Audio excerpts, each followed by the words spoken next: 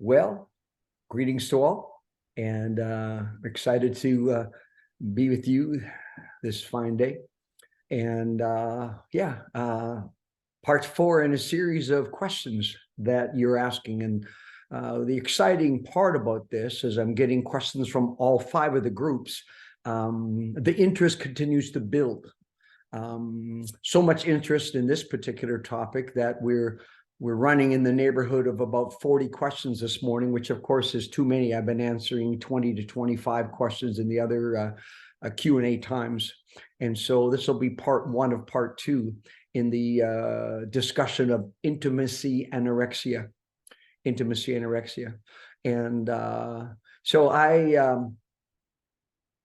I want you to know that some of you are going, yeah, well, why are we covering this? I don't know anything about this, etc. So I'm going to give a bit of an explanation of it. I've done a whole talk on intimacy anorexia that you can watch at some point, but just want to give a brief definition to make sure everybody's on board, because I answer questions related to intimacy anorexia. It's imperative that you at least understand what I'm talking about. The original idea of intimacy, which is more than just sexual, emotional, spiritual intimacy, anorexia, withholding and unable to be close. The idea of intimacy anorexia, originally called sexual anorexia, was discovered by Dr. Patrick Carnes, who in his work with sex addicts, he was surprised that they would avoid connecting and avoid having sex with their own spouse, but would be doing the PMO cycle, porn, masturbation, orgasm, or would be, going outside, connecting with strangers or prostitutes or whatever, but wouldn't be intimate with their wife. And he said, that's really weird. He called it sexual anorexia, withholding sex from your spouse. And as Dr. Weiss, who built on Carnes's work, developed it, he realized that these men were withholding sexually, but they weren't wanting to connect emotionally or spiritually either. So it was actually on my previous TV show that Dr. Weiss was first talked about intimacy anorexia in Canada. We did a show on it. And it was here in Canada he first started talking about intimacy anorexia that included sexual withholding, emotional withholding, and spiritual withholding. And so the idea is that a person who has this paradigm of operation, it's not a condition, or it's not a diagnosis like schizophrenia or some kind of emotional malady. It actually is the way a person operates. The way they operate is to create distance between them and somebody, and to maintain that distance at all costs, because they are afraid to get close to somebody because of reasons in the past, that they don't want to get close to somebody because they've been hurt, or they don't know how to get close. And so it's, first of all, active withholding. They're actually aware that they're trying to keep distance.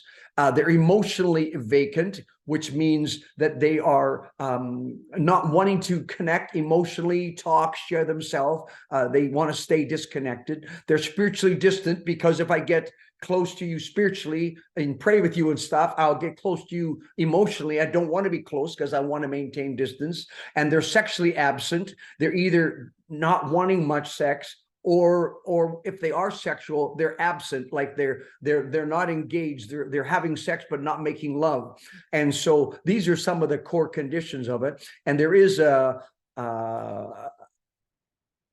assessment that you can take online or with one of the counselors from DFR that assesses 10 different things to determine whether or not you may be an intimacy anorexic.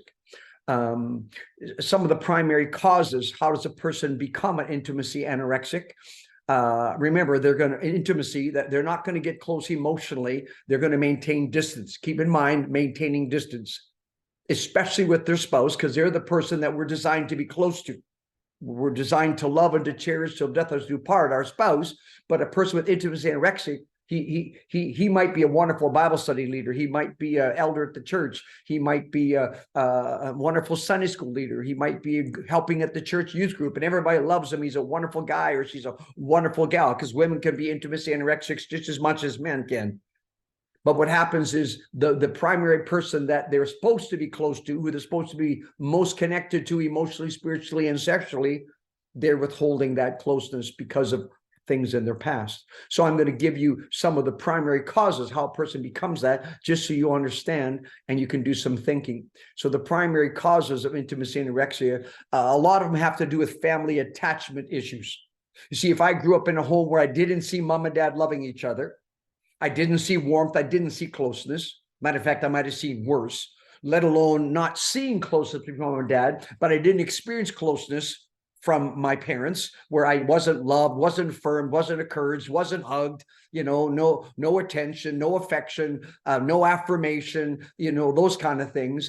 And so it might not only have been not those things, but the parent might have been absent and just not even available. So the kid doesn't grow up seeing warmth, experiencing warmth. There might have even been not only just parental absence, but parental abuse, where there's harshness, there's, really dysfunctional parenting styles, where there could be anger and physical violence, even sexual violence in the home. So there's parental absence, parental abuse, or even parental neglect, where they're just, the kid is emotionally deprived. Not only did he or she not experience love and see love, wasn't taught how to love, so hasn't learned the language of love, because primarily that parent was a vacant lot and not around. On top of that, other two reasons why people can become intimacy anorexics is sexual trauma. If a little person was abused by an adult, especially if it's a person in the family of origin, a cousin, an uncle, or whatever, and it could be a male or female, it could have been abused. Could have been abused by someone outside that they should have been able to trust. Maybe a teacher or a swim coach or whatever. But there was some version of sexual trauma. So this massive inner pain that they're carrying, it causes them to be afraid to be close to people, because those people that they were supposed to be able to trust and be close to hurt them a lot. And so there's a fear to get close. And the last thing that is consistently one of the factors why a person becomes intimacy anorexic, and those on this particular call that I'm speaking in need to wake up on this one, because it's sexual addiction. The greater the sexual addiction, the more you objectify another person. The more you objectify other people, the more you're learning to distance yourself. So when you're doing the PMO cycle, porn, masturbation, orgasm cycle, recognize that it's all about you. You're not there, connecting emotionally. Sexual addiction is a self-centered, selfish operation that is a private thing. It's a lone thing. And again, it's not bringing you close to people emotionally. You're not learning how to love. You're learning how to be selfish. So the greater the sexual addiction, the more likely there's the presence of intimacy anorexia, which is the inability to connect emotionally, spiritually, and sexually in a healthy way. And so there's some of the roots of it. A couple more things that would be helpful. It's just to catch the impact of the root issues. Got to understand the impact of the root issues. First of all, it's not the intimacy anorexic's choice. I think I'd like to be intimacy anorexic. No, it's not their choice. They didn't sign up for this. It was their circumstance, this soul craving to be connected to somebody, but that genuine attachment with the family of origin did not happen. So it wasn't their choice. They didn't say, please, I'd like to be intimacy anorexic. Secondly, it is usually develops because of some deep soul pain, absence of affection and affirmation, or harshness and hurt. It kind of anchors them.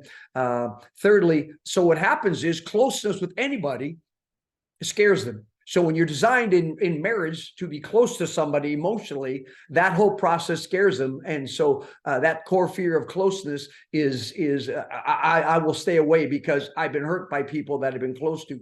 Another side of it is they just don't know how. They never learned the language of love. They never learned how to connect. They didn't see it. They didn't experience it. They were never taught it. And so they just don't know how to create a loving bond. Excuse my camera there. And then sexual abuse kills.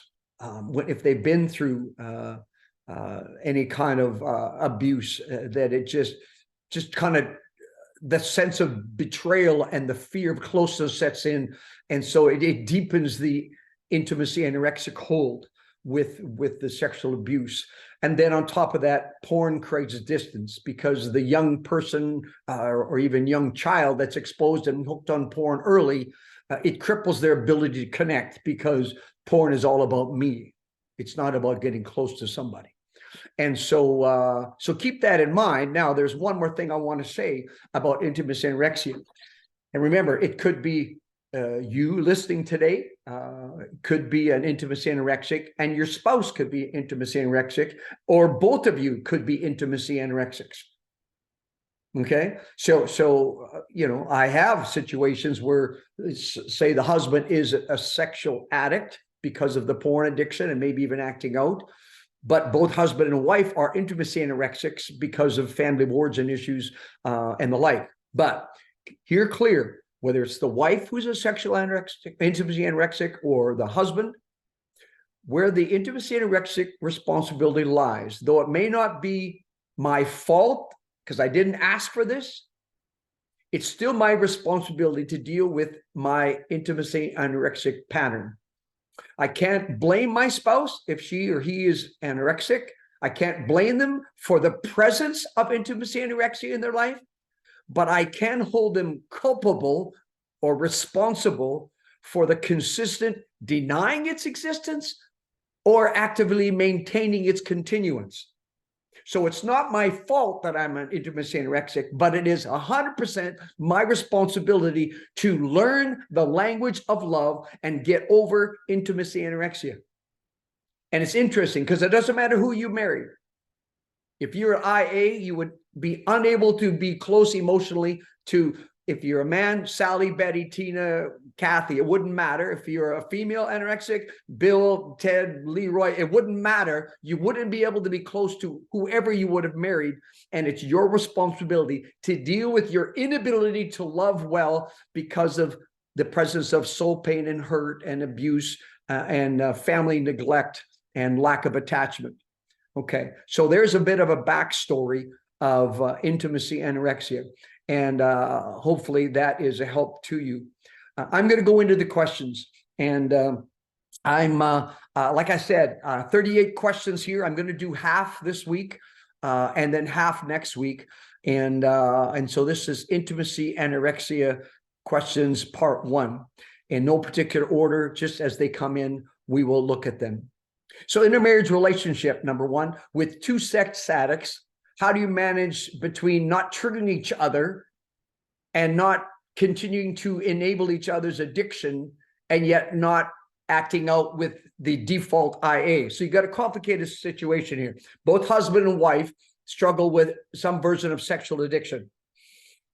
And there's a presence of intimacy anorexia at the same time. And so remember, at the same time, they're needing to, forgive me, come on, hang in there. Let me just go like this.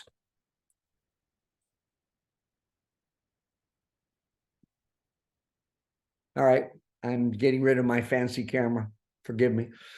So let me go back to that. I apologize. So in a marriage relationship where there's two sex addicts and they're not wanting to trigger each other, which is complicated because it'd be a lot of different things, but they're having to learn to be close. And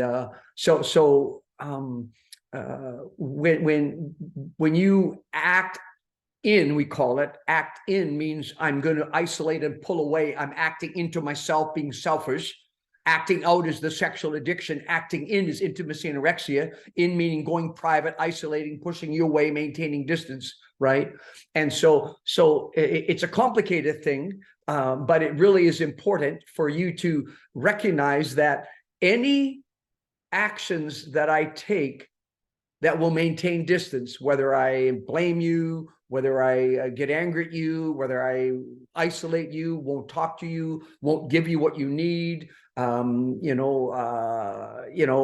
encourage, won't give praise, won't show gratitude, all of these things that would normally be done in a healthy relationship to bring connection. Understand that problem there, anytime one or both of you are moving towards creating distance, we have to ask the question, well, are we really wanting to create distance? Now, I recognize that certain things will be said and done when both are sexual addicts that will cause frustration between you. And so it's hard to identify, well, that's intimacy anorexia right there. You're being an IA, versus you just got complications with your sexual addiction recovery. And it's kind of bumpy. And to be very fair, you don't have to be a sexual addict or intimacy anorexic and have struggles in your relationship, because that's part of life. And so just keep asking, maybe you have an agreed question like this. Are we pulling away from each other, or are we moving towards each other? And what do we want to do here? And make it we, not are you pulling away, make it we, okay? So number two, can a person with IA fully recover and no longer default by withdrawing and putting up walls to protect themselves? So yes. Okay, just in very clear terms, yes. Now, it's a lot of work because by default, the person puts up walls and creates distance to protect themselves. And they have to learn to work through their hurts and work through the ability to learn to connect, start to be vulnerable, which is all scary, but it's doable. We have all kinds of exercises to help people get to a better place, because really what has to happen as an adult, you have to learn how to love and be loved. You have to learn to be close, and you never learned that. And so you have to learn the language of love, which is hard to do if you're keep pushing people away.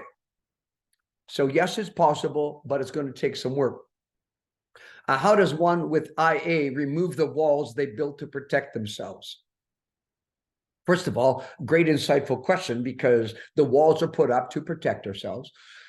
What has to happen is I need to take responsibility for my inability to connect to my spouse and realize how much hurt I am causing. I am starving them emotionally, spiritually, and maybe starving them sexually because I'm not present, even though we might be sexual. And so I have to take responsibility, because I'm called by God in my vows to love and cherish my spouse, to love and cherish. Well, not to reject and distance my spouse, to love and cherish. And so how does one remove it? By, first of all, a commitment that I have to learn how to love, and not learning how hurts my spouse, and I'm responsible for the hurt that I'm causing because I am a vacant lot of care for them. And so you got to work through your soul pain, whatever you have built walls for. There's something that hurt you that you need to work through. You also have to just be brave and try things. And you won't like to do some of the exercises that you'll be asked to do, but that's part of learning, right? And it won't be easy. Number 4, longer question, so stay with me. How do you address and properly deal with your spouse's forced perspective or seemingly gaslighting? When they're pulling away from you and they start blaming you and that sort of thing. This person says, I've had to go to the extent of keeping a journal of what has actually happened during our fights and arguments, or whether we had sex or not, to avoid being manipulated later into their version of events. You did this, or you did that, or you did some other thing, or you're in the wrong, not me, or we did have sex. I don't know why you're complaining. And the other person you understand gaslighting, it reframes reality. It says that didn't happen. And you're saying, okay, I pick up the green coffee mug. And then my wife comes in later and said, you didn't pick up the coffee mug during that talk. I go, yes, I did. No, you didn't. You see, it questions your version of reality. So I mean, right down to, well, we had sex this week. What are you talking about? I'm sure we did. And categorically, you didn't, right? And so when a person with high IA that is not working on it and lives in blaming the other person and denying reality or reshaping reality through gaslighting, this is a hard thing. And so, I think that the best thing to do is to just say, let's don't get going about arguing about this. I just want to stay close to you, and whether or not we've had sex this week, we can agree to disagree, or whatever happened or didn't happen. But I just want to stay close to you. I just want us to keep working this through. I want to keep falling forward with you. Now, the intimacy anorexic who is blaming and gaslighting and reshaping reality and telling you that you're missing it, that's a really hard thing, because not only are they in denial about their intimacy anorexia, not taking responsibility for the hurt they're causing you, they're pretending it doesn't exist and that you're the problem, which is really complicated. Number 5, how do you work on IA as a single person? Whether you've never been married, but you think this is an issue, or whether you've been married and separated or divorced, how do you work on it as a single person? So couple of ideas. One is you take the exercises that are there. They're often called the dailies. You share 2 feelings, you share 2 words of encouragement, and you pray. And these are designed to be with a partner. But what you can do is you can write out how you feel about something, because what happens is the intimacy anorexic didn't grow up sharing their feelings. They didn't grow up expressing how they feel about things. So feeling is not a comfortable thing. So today I feel frustrated because, and you could write that out. Today I feel elated because, and you write that out. And you just practice recognizing that you actually did have feelings, and because as you're sharing it, I was frustrated because of this. And the first time I remember feeling frustrated, and you go back to your age 6 to 16, and you actually try to remember a time when you were frustrated as a kid, because actually you did have feelings, but you never did learn how to share those feelings. And so a single person can actually write these on their own, could actually share them with an accountability partner, and also encouraging. You can be a verbally encouraging person to those people in your world, whether it be sons, daughters, a brother, a parent, because if you're either divorced or single, never been married, you need to learn to be affirming and encouraging person. So that would be how you would do it as a single person to overcome IA. Number 6, as a partner who is supporting someone with IA, how do I walk the line of being caring and understanding, which is great, but also not accepting when they stay the way they are with their IA pattern? Okay, so there needs to be a healthy, open discussion about what we're going for here. We're trying to work through this gap between us. And so when we talk about creating distance versus coming together, I think what I need to do, and it's hard because the intimacy anorexic who is pulling away will be defensive, but just say, hey, are you moving towards me, or are you pulling away? But don't do it like this. You're pulling away again. There you go again. Don't be doing that, because they're going to be more defensive as you listen. And you're hurt. You're frustrated because you're being starved. I get that, and I'm really sorry. But what you've got to come to agree with is that how I approach the distance that's being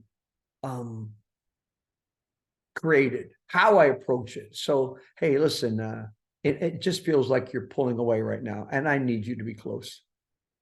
I'm not trying to blame. I'm just telling you, I would like you to stay close. And so how you address that, expressing how you feel, identifying it, and then try to have conversations about the pattern and how we break the pattern as a couple when he's not acting out or she's not acting out in the IA pattern, right?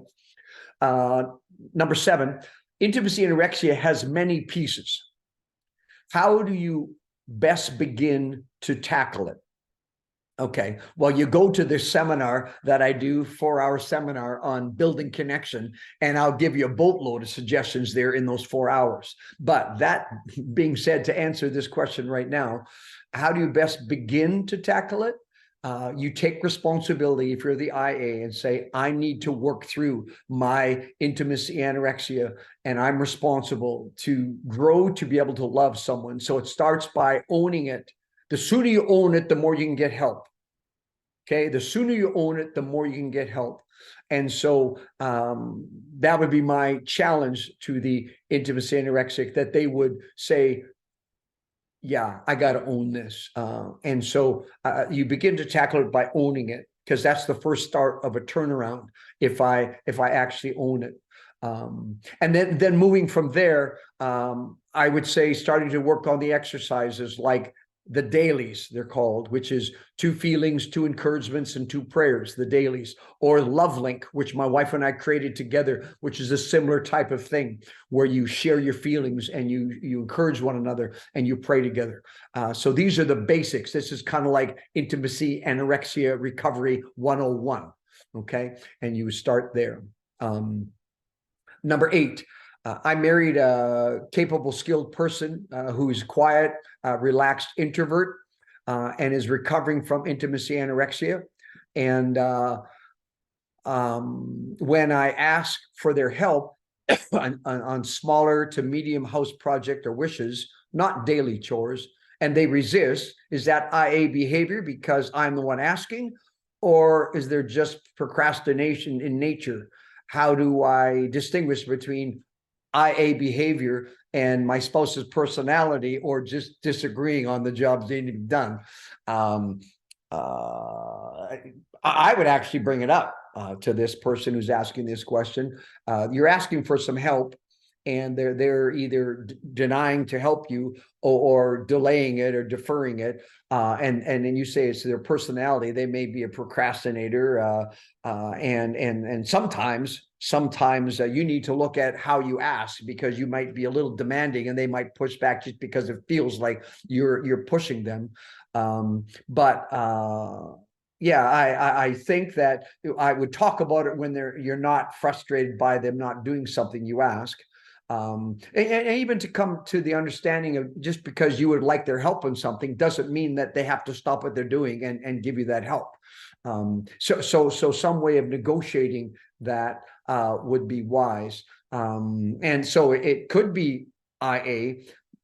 More likely, it's just they've got a lot on their plate and they want to put it off, or they are a procrastinator. Likely, maybe a third of the time, it could be IA response, but not likely is what I would say. Just either normal life personality differences, or frankly, they might be lazy, or who knows. Why do I see the results of working through IA in my marriage, but when I'm alone, I still feel overwhelming loneliness? Well, first of all, good for you that you're starting to see the results of working through IA in your marriage. Good for you. It'll take a while before that sense of being loved and being cherished will actually get into your soul. But if after seeing consistent effort in working through IA and moving towards closeness, maybe you both are IAs, not just your partner, and maybe you are an intimacy anorexic and you're feeling still alone and this overwhelming loneliness, there may be some other soul pain that needs to be worked through. You need to pursue what it means to love and be loved, so that you can be free to love and receive love. And so you know, I would explore that overwhelming loneliness, even though you're seeing reasonable recovery steps, because if there's good interaction happening between husband and wife, whether one or both of you is intimacy anorexics, but there's good interaction between the two of you, your overwhelming loneliness is a sign of the inability to accept love basically from anyone. Number 10, if part of the intimacy anorexic is not being open about emotions, how can the partner help start conversations if they read cues in their spouse that something is wrong? So you might see that your partner is frustrated, but they're not good at expressing how they feel. So you say, hey, what's going on? And they go, nothing. And you say, well, it appears to me that you're frustrated. Well, see, they might not be able to put a handle on that yet. They may not, you know, often it's, you know, simplistically, but it's mad, sad, or glad. You know, it's so reductionistic in how they're feeling it. They don't have 20 feelings. And so when you say, why are you feeling frustrated? Well, I guess I'm mad. I don't know. But because remember, they have a very rudimentary language of love. You know what I'm saying? Like if you're now a communication, you know, with a person, their vocabulary is very, very small. So the emotional vocabulary of an intimacy anorexic is very small. And so how do you start conversations where you see something is wrong with them, but they maybe don't know how to express it? First of all, I would say something like this. I may be misreading you here, but it just feels like maybe there's something stirring inside of you that you're frustrated about. And I know it's not easy for you to maybe sort out what's going on, but I just want to be on a journey with you. If I can help in any way, sort out how you feel. I love you so much, and I don't want you to shut me out.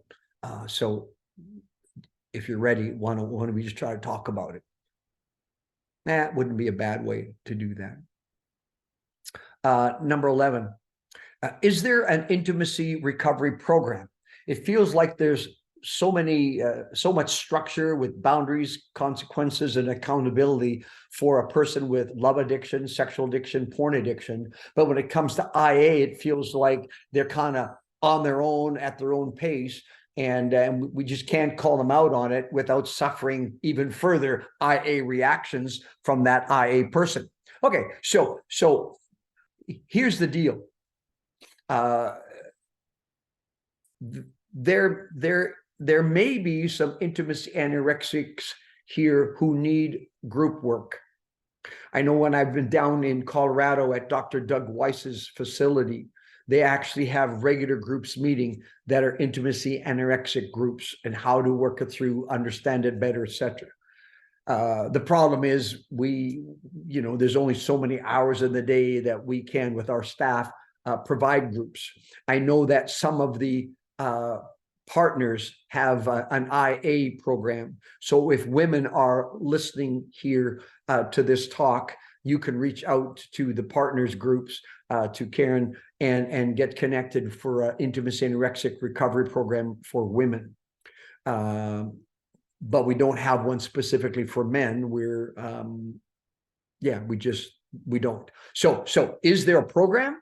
Exactly. There is a 12-step recovery program for intimacy anorexics, where instead of focusing on dealing with your sexual addiction, you deal now with intimacy anorexia and the impact it's having on your life. And but we don't have a regular group just for that. You can get some counseling on it, and you can do a 12-step program related to it. Number 12, can someone with IA who withholds sex has no desire for it really heal and come to enjoy and initiate? It feels like that may never happen. So we have a situation with a person's IA and has been withholding sex, and the question is, can they really heal and come to enjoy intimacy and really initiate? So the answer is yes. Now, remember, this is a very scary thing to learn to make love, not just have sex and not really be present with the person you're being sexual with, because being present means I'm going to get emotionally close to you. Okay. But keep in mind that it can happen. One beautiful story of a couple that I've worked with, who the gentleman was a sex addict, porn in particular, and also was intimacy anorexic. And the wife shared with me one time in a beautiful story. She said, I don't know what to do when we're done making love. He starts to cry. And I say, well, talk to me about it. And yeah, I don't know what to do because and as we press down through this, he's crying because he's never felt this way before. He's never felt emotional close. And it was so different than just having sex with his wife that he was just, you know what I told her? I says, let him cry. He's getting caught up, learning how to be emotionally close. And so it does happen, but there's some need to be patient. What's the difference between intimacy anorexia and a fear of intimacy? Can you have one without the other?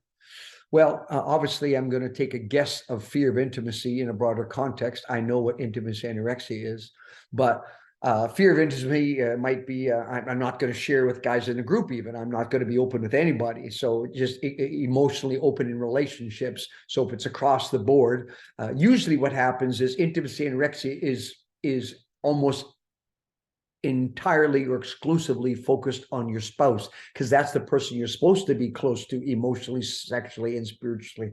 And so if a person has a broader fear of intimacy, and fear of intimacy, fear of being close, that is possible to be there without intimacy anorexia, because if you look at the characteristics of it, they are defensive, they are blaming, they are critical, they are isolating, they're withdrawing, they're never encouraging, they're not wanting to be present when you're sexual, and they're not warm to you, right? So an intimacy anorexic would have very clear wall creating or distance creating characteristics, where the person who has fear of intimacy is just private and doesn't know how to open up. And I would argue that either way, they haven't learned the language of love. And so there's work to be done. And so fear of intimacy would be part of intimacy anorexia, but it could also, I believe, exist without it being intimacy anorexic. Number 14, and I'm going to likely go to 18 here, looking at our time, and we'll leave the other ones for next week. How can one have a healthy disagreement with their spouse, even if it's something unrelated to their marriage relationship, and not have the spouse pull out with, well, you have an IA on me, so any disagreement will immediately be labeled as arguing, and that's IA, and so you're in trouble, and they're going to use some kind of club so that they always get their way. You see, so if my spouse isn't the intimacy anorexic and I am, and they ask me something and I disagree, and she pushes and I push back, and then she calls me, oh, you're just being an IA, and so they start to control the relationship by calling the IA card and blaming you for the IA. Well, remember, a person may not be IA, but still may be emotionally irresponsible and dysfunctional, and may be a controller and manipulator. And so some of these complicated things need to be processed in maybe a counseling relationship, where you talk about this, and the IA does have a right to share how they feel if they're able to share how they feel, but the other person can't just pull the IA card every time, and that's their out to not take responsibility. And so there would be a way through that, where mutual responsibility for how I operate and for how I operate, that both of them have to take responsibility for that, that would be critical. Number 15, how is it that we turn to intimacy with others so easily, while intimacy within the marriage feels difficult, forced, and unappealing? You see, first of all, if a person is moving towards intimacy, it's likely more about sexual connection. And you see, because you could have a love addiction where you're wanting to be noticed by somebody, wanting to be pursued by somebody, wanting to feel wanted by somebody, and so you can move easily into there because it feels good. Okay. And sometimes there can even be wild sexual experiences with people that aren't our spouses, but it's about sexuality. It's not about being close to them. It's not, I'm building a relationship with you. Okay. So a person can turn to intimacy to others because they may have other things going on, and you know, have high needs to be affirmed. What happens is you have to learn to love. The famous Christian psychologist Hobart Maurer, he said this, and this is an answer to this question: it's easier to act your way into the correct feeling than to feel your way into the correct action. In other words, if I wait till I feel like it, I can wait till hell freezes over 3 times. But if I act in keeping with what God wants me to, so if I'm going to love and cherish my spouse and act in keeping with that, the feelings start to come in time. And so when you are been maintaining distance as part of your intimacy anorexic pattern, getting close to someone will be difficult, will be hard, and it won't be comfortable because you can't be close to anybody. But though you might love attention from others and be attracted to others, it's all a surface thing and a love addiction or maybe a sexual curiosity, but it's not real abundant relationship would be what I would suggest. Number 16, what are some ways to tackle being sexually absent, including feeling a lack of desire, making excuses, and not enjoying times of intimacy? So tackling sexual distance, right? How do we do that? So let me give you what has been coached by Dr. Weiss, who was the one who put intimacy and anorexia together in the first place. To grow in your closeness sexually and to grow in connecting emotionally through your sexual involvement with your spouse, there are 5 things that need to happen. First of all, there needs to be some lights on in the room. Why? Because we want it to be about people. If you can't see people, then I go into myself. So some lights on, even if it's just minimal light, but I have to be able to see the other person. Number 2, there needs to be nurturing conversation, which I'm saying things. You say, saying things while you're making love? Yeah, like I really love you and I appreciate you. I really enjoy being close to you and those kind of things. So lights on, nurturing conversation. Okay.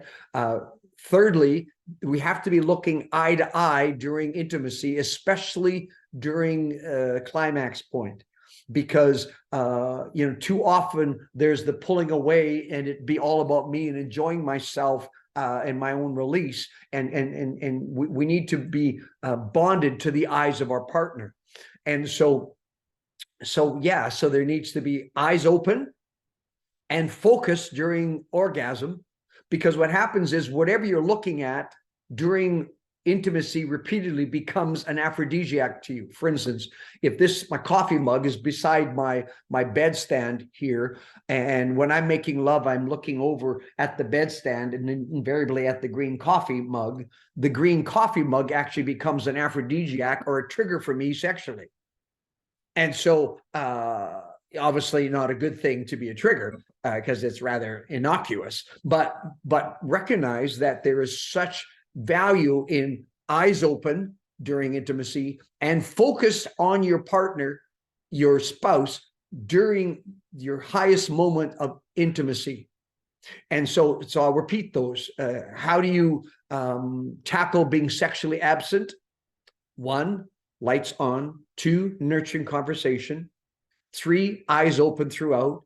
4, locked in on in the highest moments of intimacy, and trying to be an other-centered person sexually. So it's not just about you and getting what you want, but you become a giver, not just a taker. And finally, gratitude. Gratitude. Thank you so much for tonight. Or the next morning, hey, last night you were incredible. It was so good to be close to you. So there's how you can kind of work through this times of distance, and it'll take a while to get over being close emotionally while you're being sexually intimate, because you haven't learned the ability to be close emotionally. And I'm going to do just one more question, 17, and then leave 18 and following for next week. How does one change the distance between my wife and I to pursue her when my IA stops me in my tracks? Okay, so this is an IA asking the question of wanting to create closeness with his wife. And as they get started, the IA pattern stops him in his tracks. Well, first of all, thanks for being honest, because you're recognizing that the IA pattern is present. But you have to realize that you are starving your spouse, you are hurting them, and you are addicted as much as you would be addicted to sexual addiction. You're addicted in intimacy and anorexia because you're addicted to withholding. The addiction is about withholding. I'm not going to give myself to you. I'm going to hold back. And that is scary to be open. It is scary to be close to somebody. It is scary to be other-centered in your enjoying self. So when you say my addiction, or sorry, my sexual intimacy anorexia, rather, when intimacy anorexia stops me in my tracks, what I would say is you are allowing your intimacy anorexia to stop you in your tracks. Be better to say this: honey, stay with me. I'm struggling. I'm wanting to pull away here, and I don't want to. Just stay with me. Let's just keep talking. I want to be here with you. And you actually, because remember, power of the IA grows in secret. If I keep it secret and I'm just pushing them away, they'll feel rejected. They'll feel hurt. And I haven't worked through my IA. So we're wanting to change the distance between husband and wife, where you're going to be able to pursue her because it's an act of your will. It's willingness to stay committed. And I tell people that are struggling with this, I said, do me a favor. Just shut up and be intimate for 30 times in a row, doing the best you can, being present, doing those 5 or 6 things I said about how to develop closeness sexually. Just do that. Just shut up and be intimate for 30 times in a row, say twice a week, and just keep working at it. And you take initiative, you initiate, and just push through the walls. Because the IA only stops you in your tracks because you're saying, I will allow it to stop me in my track. You're not taking responsibility for the hurts that you're causing your spouse. And you can't blame them. That's you've got to be there, love with warmth and with closeness. And yeah, I hope that helps. So recognize that some of you listening may not be intimacy anorexics. And you may not even be married to someone who is intimacy anorexics. You've got a sexual addiction, and that's the nature of your complexity. But for many on this call, they are intimacy anorexics as well, and their spouse may be as well. And or you may be a sex addict, but your spouse is an intimacy anorexic. And each variation is a little complicated to work through. So yeah, my prayer is that those honest questions will have helped you get a better handle on what you can do to overcome intimacy anorexia in your life or in your marriage.